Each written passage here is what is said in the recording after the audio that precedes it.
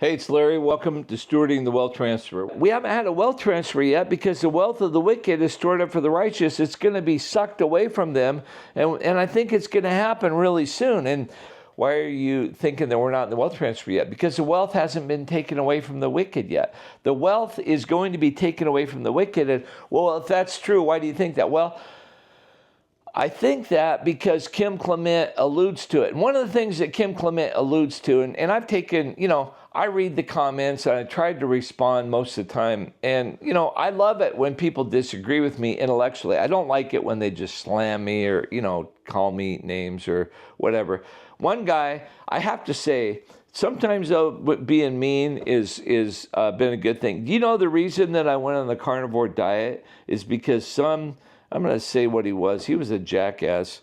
One of you guys is the jackass and said, hey, you're like a fat Mark Cuban. And that really kind of got me, but I knew the guy wasn't lying. And so I'm super happy. But I just got to spend a week in Mexico and Thanksgiving, and I took those days off. So I'm down, over 40 pounds, but I'm not down over 50 pounds like I was because of the 10 days of, feasting I had in late November. But I'm back on the wagon. I love it. I'm super happy with my diet, and I'm going to, keep going. But people disagree. I'm happy when they disagree. But we haven't had a wealth transfer yet because the wealth of the wicked is stored up for the righteous. It's going to be sucked away from them, and I think it's going to happen really soon. And Kim Clement talks about trying to put together the pieces of prophecy. So I'm a guy who's passionate about this topic, and I don't care if you don't like the way I try to piece together the pieces, because I do have prophetic utterances at times, and those are my thoughts or God's thoughts that I want to express. And then a lot of times it's just like I hang out with God. I'm not gonna brag or whatever, but I have a lot of time. I got up at 4:15 today, and I love my first few hours in the morning, so I get to spend a couple hours with God. He talks to me. I talk to him.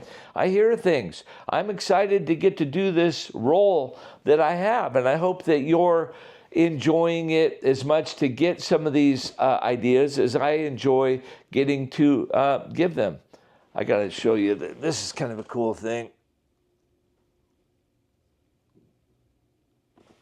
The deer are coming across the street here. I think you can see them. It's kind of fun. We've had 6 deer in our yard today, so. Okay, I'm back. So if the wealth transfer hasn't happened, what's got to happen? Well, the wealth has to be sucked away from the wicked so that he can be given to the righteous. Well, what do you think that's going to be? Well, I write a lot about that in this next book, and I understand a lot more about the timing. And I'm going to tell you, you're not going to be able to have the book before I think it alludes to it. But the way that I put Kim Clement's prophecies together, he talks about an event at Christmas a number of ways. He talks about how there's going to be a financial malaise at Christmas that in the business sector. It's kind of weird. I'm saying this. I'm not showing you exactly. You'll have to see the book, and you could study houseofdestiny.org if you wanted to about what Kim Clement's words were. But that's one thing. Another time, clear back in 2005, he prophesied about 2 upcoming bank failures. And Kim Clement was very active in 2008, October of 2008, November of 2008, talking about how God is going to recover America. But he prophesied in 2005 about 2 different banking financial crises. And we've only had one. And that was in October of 2008. And we've had really poor leadership and really poor decision making across America. And so for those of you who haven't invested yet, there's going to be the best opportunity of your life, because I feel like God raises XRP up and then lets it go down, and raises Shiba up and lets it go down, and raises LUNC up. And I know that Kim doesn't talk about those, but I do believe in them because of what other people have seen.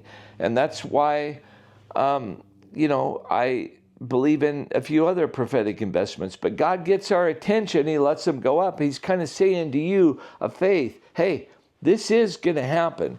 And I don't want you to do exactly what I do, but I want to help encourage you that God is going to speak to you and show you. And you need to have discernment based on your own, age, how much you have to invest, all these things.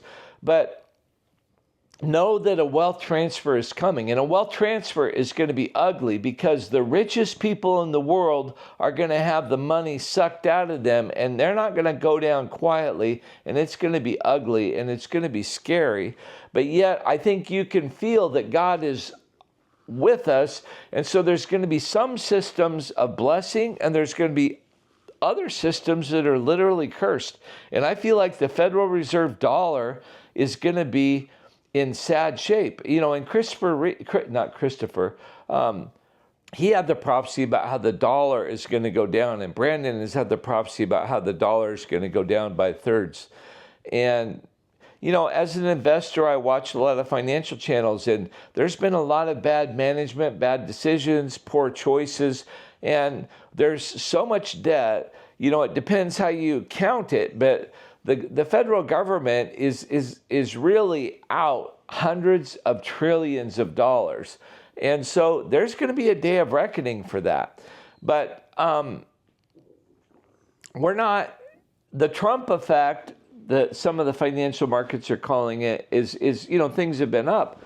It's not going to keep going up. It's going to be a train wreck. But I think you're confident that as long as you're ready and prepared, it's going to be good. And we need to get rid of the people that are manipulating all these things. I mean, there's not fairness on Wall Street. And Kim Clement alludes to that. And the way that I understand what he said, I think that the NASDAQ is going to be discontinued. I rationally think, as a silver guy, I think the COMEX, which is the price leader, the price creator for precious metals in America.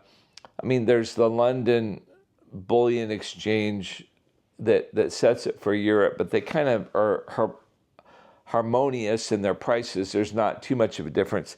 Shanghai has a lot of times will pay more for silver than what we do in the COMEX, and so there's all this manipulation. Is what I'm trying to say. And Kim Clement saw the disruption that's coming, and there's going to be a judgment. And it's what I'm honestly looking forward to, because I think we're heading back to righteousness. But I think that as Kim Clement prophesied about these two different financial crises, we've seen one. The other one we haven't seen. How do you know it's different, Larry? Well, he talks about 3 of the networks are going to have a Damascus Road experience. And what's that mean? That means that they are going to come kicking and screaming to God, and they're going to change their view. And they're going to want to be on the road to the straight and narrow, and they're going one way, and they're going to turn around, they're going to go the other way. And I think that we are going to see it. And Kim alludes to a big correction around Christmas. And I think that we are going to see something. And now, am I prophesying this? No, I'm just telling you that I've read things, I know things, and I believe things. And well, what do you think is going to be the correction, Larry? Well, I will tell you what I think, and I don't know. I think it's going to be the dinar. I think that Trump knows about the dinar. I think the dinar is going to provide the liquidity for the cryptos to explode.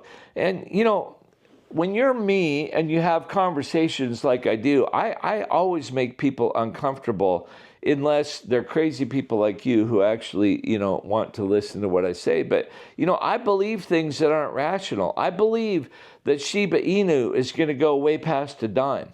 And I think it may go to $1. And people go, well, that's so impossible because there's so many trillion Shiba Inu, and that'd be more money than there is in the world. Yeah, there's more.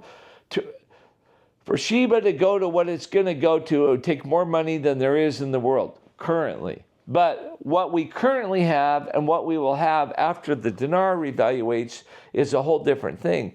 And what it's going to take is it's going to take a whole bunch of people working in unison to take down the dollar and elevate the prices of crypto. And there's not enough capital, because if you understand what's going on with the Treasury, and I mean, I don't fully understand it, but I love this guy named Robbie Farver. He's a Jewish guy. He's not a believer. And sometimes he's frustrating, but he's smart. And he knows about precious metals, and he knows about treasuries and about the way the government works. And he's predicting, and he goes, he basically, I would summarize what he says by this: we should have had a financial crash a long time ago.